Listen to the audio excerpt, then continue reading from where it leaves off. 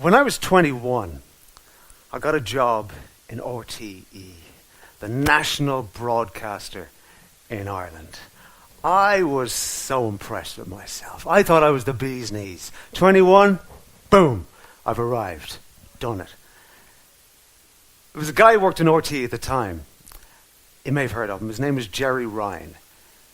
Gerry Ryan was maybe in his 30s at that stage, an absolute legend at that point in time, already a legend.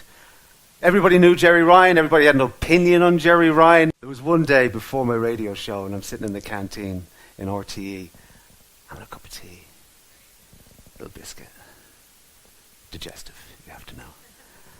And I look out of the corner of my eye and I see this shape coming towards me and I just knew. It's Gerry Ryan.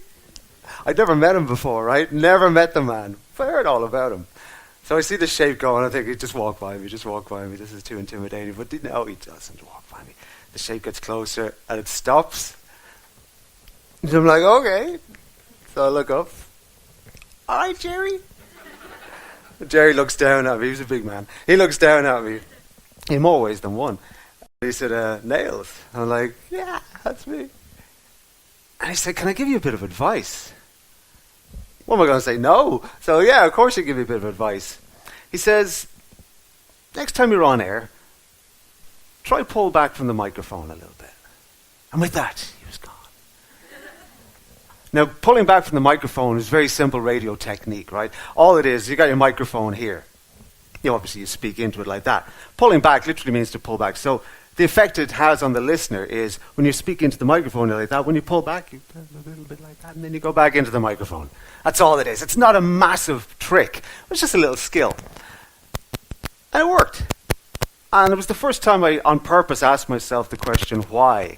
Why does that work? I'm a very curious person. I annoy people with the question, why? Why did that work? And it was just a very simple thing. It creates the sense of movement so that the listener can not only hear your words, but they get a sense of the physicality of your words as well. So you're moving around a little bit, okay? So that was good.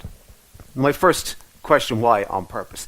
Okay, flash forward 10 years. I'm the grizzled radio veteran now, and all these fresh-faced whippersnappers are coming up to me asking me questions and, trying to find out, how does this work? How does that work? And I'm happy to answer questions because it turns out I knew the answers to most of them. And if I didn't, I lied. But I knew the answers to most of the questions. And I used to really enjoy when people would ask me questions. And then I went, I wonder why. Why do I enjoy this? What is it about this? And again, not a massive revelation about who I am as a human being.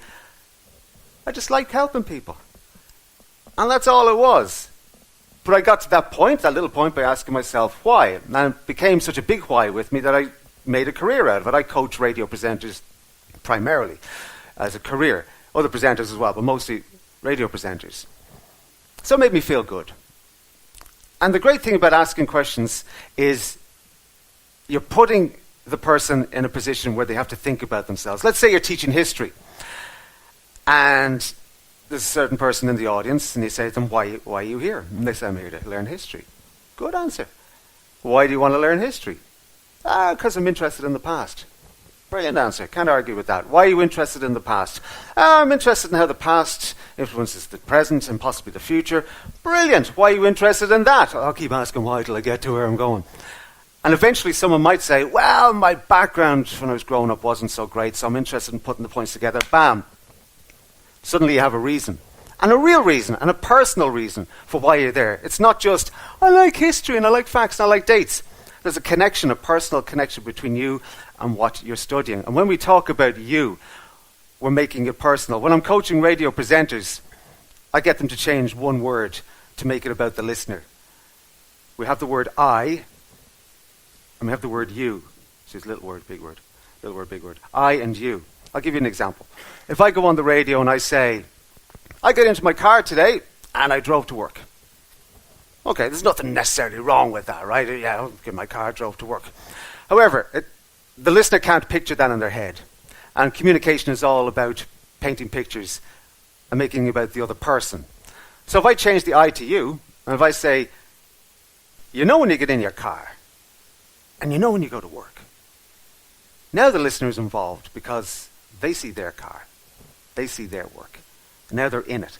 their pictures, all their experiences, everything they've done in life has led up to them driving that car, going to that place of work. They now own that piece of audio that has come out of my mouth. It's now about them. And the great thing about it is it taps into another human trait, and that is every human being, which thankfully we all happen to be in this room, every human being loves to talk about themselves. We adore talking about ourselves. It's our favorite subject. Ask us about ourselves. We'll talk about ourselves all day. Ask us anything. You meet someone for a coffee, first thing you say is, hello, how are you? You don't say, hello, you're fine. We ask the question, how are you? You, how are you? And what that does is it creates a chemical reaction in the old noggin. The brain starts going into overdrive and it creates dopamine. Dopamine either makes you feel good or it makes you feel bad. Thankfully, in this case, it makes you feel good. So when you ask somebody, how are they? You've sparked off that they're talking about me moment, and dopamine's having a little party in their brain, and everybody's having a great time. Another thing it does is when we ask questions, it triggers another trait in human beings, which I love. We love to answer questions. What's the capital of Uruguay? You're already thinking. Even if you don't know it, you're thinking, oh shit, what's the capital of Uruguay? Damn, what's the capital of Uruguay? I know it. Oh, it begins with a B. No, it begins with a U. You're starting to answer these questions. If you don't know the answer, you still try. I'll give you the example. If you're ever driving around in an unfamiliar town, right? And you're going, where am I? I don't know how to get it. Where's the M1 motorway? I don't know where that is. Oh, there's a local. Wind down the window. Hello, local person. Can you tell me where the M1 motorway is, please? Turns out they're not local. And they go, oh, man, the M1. I'm not from around here. Hang on. I don't know. I know, though, if you go down there, the town is... They don't know the answer, but they try and help you out by giving you what they think might be the answer. So when you ask why, it opens up the personal part of people's brains that we love to talk about ourselves, and also the ability and the trait that we love to answer questions. Two things already. The third thing, ownership. Everything about you, you own. Every single thing about yourself, you own. It's the only thing nobody can take away from you. You can take away all your belongings, can take away everything else, but they can never take away who you are. And that's ownership. When you own something, you take care of it, right? You take care of what you own.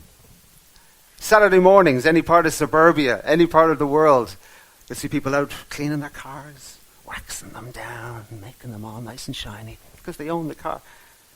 They're not cleaning the next door neighbor guy's car. It's his car. He owns that. This is mine. I own it.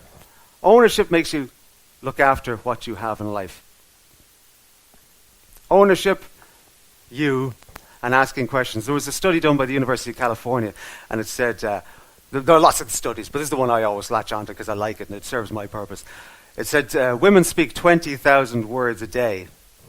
Men, 7,000 words a day. You can figure that out any you want. I've met men and women who've spoken more and spoken less. The point is, that's a lot of words, right? That's an awful lot of words. When you ask the question why, and you do it on purpose, you put the spotlight on those words.